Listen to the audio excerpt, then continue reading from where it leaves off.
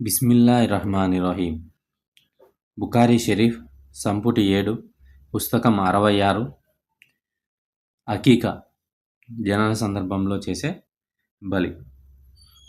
సంచిక 376. అబూ మూసా రజియల్లాహు అన్హు గారి కథనం. నాకు ఒక కుమారుడు జన్మించారు. నేను అతనిని ప్రవక్త సల్లల్లాహు అలైహి వసల్లం గారి వద్దకు తీసుకెళ్లాను. ఆయన అతనికి ఇబ్రాహీం అని పేరు పెట్టారు. ఒక ఖర్జూరంతో అతనికి తహ్నీక్ చేసి అతనిని ఆశీర్వదించమని అల్లాను ప్రార్థించి నాకు తిరిగి అప్పగించారు. ఈ ఉపకర్త హదీస్ కథకులు ఇంకా ఇలా జోడించారు, అతను అబూ మూసా యొక్క పెద్ద కుమారుడు. సంచిక 377. ఆయిషా రజియల్లాహు అన్హా గారి కథనం. ప్రవక్తకు తహ్నీక్ చేయడానికి ఒక బాలుడిని ఆయన వద్దకు తీసుకొచ్చారు. కానీ ఆ బాలుడు ఆయనపై మూత్ర విసర్జన చేశారు. వెంటనే ప్రవక్త ఆ మూత్రం పడిన చోటు నీళ్లు పోయించారు. హదీస్ 378. అస్మా బిన్త్ అబూబకర్ రజియల్లాహు అన్హు గారి కథనం. అస్మా బిన్త్ అబూబకర్ రజియల్లాహు అన్హా గారి కథనం ప్రకారం, నేను మక్కాలో అబ్దుల్లా బిన్ అజ్ జుబైర్ను గర్భం ధరించి ప్రసవించే సమయంలో మక్కా నుండి బయటకు వచ్చాను. నేను మదీనాకు వచ్చి కుబాలో విడిది చేసి అక్కడే ప్రసవించాను.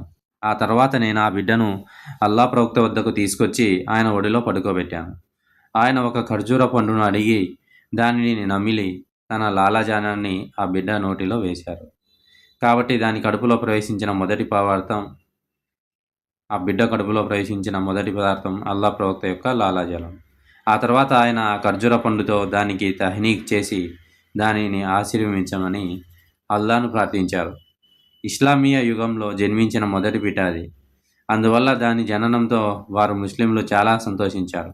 ఎందుకంటే యూదులు తమపై మాయ చేశారని, అందువల్ల తమకు సంతానం కలగదని వారిచే చెప్పబడింది. సంఖ్య 379 పి.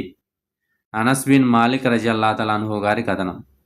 అబూ తల్హాకు అనారోగ్యంతో ఉన్న ఒక కుమారుడు ఉండేవారు. ఒకసారి అబూ తల్హా బయటికి వెళ్ళినప్పుడు ఆ బిడ్డ మరణించారు. అబూ తల్హా ఇంటికి తిరిగి వచ్చినప్పుడు నా కుమారుడు ఎలా ఉన్నారు అని అడిగారు.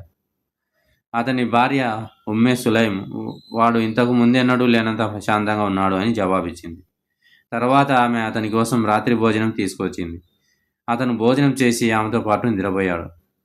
అతను భోజనం ముగించిన తర్వాత ఆమె అతనితో, బిడ్డ చనిపోయాడు కాబట్టి అతన్ని పాతిపెట్టు అని చెప్పింది. మరుసటి రోజు ఉదయం అబూ తల్హా రజియల్లాహు అన్హు గారు ప్రవక్త వారి వద్దకు వచ్చి ఆ విషయం చెప్పారు. ప్రవక్త అతనితో, నిన్న రాత్రి నీ భార్యతో పాటు నిద్రపోయావా అని అడిగారు. అబూ తల్హా అవును అని చెప్పారు. ప్రవక్త, ఓ అల్లాహ్, వారి ఆ రాత్రి విషయంలో వారిపై నీ ఆశీర్వాదాన్ని కురిపించు అని అన్నారు. ఉమ్మే సులైం ఒక కుమారుడికి జన్మనిచ్చింది. ప్రవక్త గారి వద్దకు తీసుకెళ్లే వరకు ఆ బిడ్డను జాగ్రత్తగా చూసుకోమని అబూ తల్హా రజియల్లాహు అన్హు నాకు చెప్పారు. అప్పుడు అబూ తల్హా ఆ బిడ్డను ప్రవక్త గారి వద్దకు తీసుకెళ్లారు. మరియు ఉమ్మే సులైం ఆ బిడ్డతో పాటు కొన్ని ఖర్జూర పండ్లను పంపారు. ప్రవక్త గారు ఆ బిడ్డను తన ఒడిలో కూర్చోబెట్టుకుని అతనితో పాటు ఏమైనా ఉందా అని అడిగారు. ప్రజలు అవును, కొన్ని ఖర్జూర పండ్లు అని జవాబిచ్చారు. ప్రవక్త గారు ఒక ఖర్జూర పండు తీసుకొని దానిని నమిలి తన నోటి నుండి కొంత భాగాన్ని తీసి ఆ బిడ్డ నోట్లో పెట్టి దానితో అతనికి తహ్నీక్ చేసి అతని పేరు అబ్దుల్లాహ్ అని పెట్టారు. సంఖ్య 379 ఐ. అనస్ రజియల్లాహు అన్హు గారి కథనం. పైన చెప్పిన విధంగానే.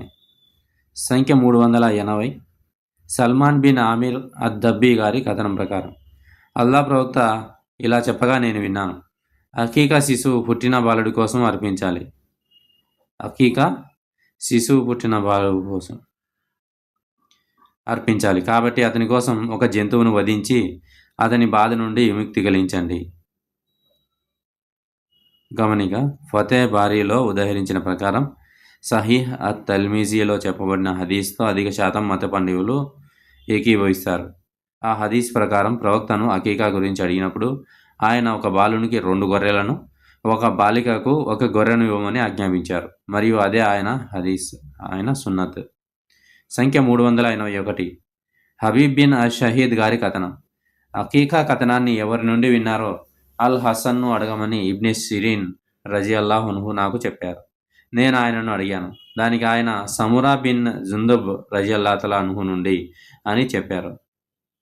సంఖ్య 382. అబూ హురైరా రజియల్లాహు అన్హు గారి కథనం ప్రకారం ప్రవక్త సల్లల్లాహు అలైహి వసల్లం గారు ఇలా అన్నారు: ఫరా గాని అతీరా గాని అనుమతించబడవు. ఫరా అంటే ఒంటెలు లేదా గొర్రె యొక్క మొదటి సంతానం. దీనిని అన్యమతస్థులు తమ విగ్రహాలకు బలిగా అర్పించేవారు.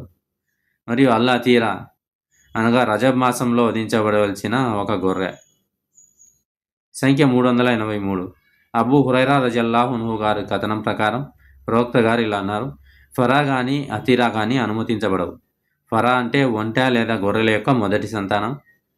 దీనిని వారు అన్యమతస్థులు తమ విగ్రహాలకు బలిగా అర్పించేవారు. అతీరా అంటే ఒంటెలు మరియు లేదా గొర్రెల యొక్క మొదటి సంతానం. దానిని వారు విగ్రహాలకు బలిగా అర్పించేవారు. రజబ్ మాసంలో పూర్వం వధించబడే గొర్రె.